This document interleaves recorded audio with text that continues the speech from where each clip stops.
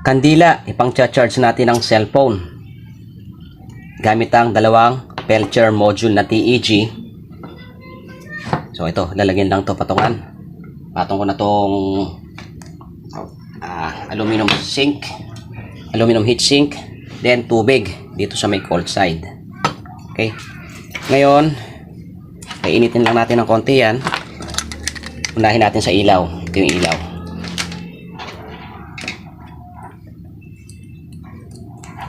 So ayan, umilaw na siya mga ka-DIY.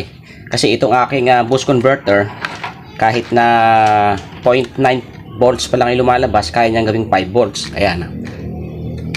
So 600 milliamperes ang current na lumalabas sa bawat isang Pelcher module na TEG.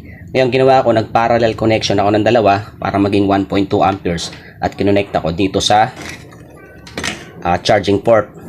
So 5 volts ang labas yan. Ngayon magcha-charge tayo ng cellphone. So ito yung cellphone. Ito yung kanyang charging cable. O tingnan nyo mga ka-DIY. So ayun o. Charging. Yan. In case of emergency, basta may kandila kayo at natirang yelo o tubig na malamig, o pwede na po yan. So yan po siya mga ka-DIY. Legit po yan. So i-plug ko ulit rin yung ilaw. Yan. So yan, maliwanag po yan. Thank you for watching and follow for more.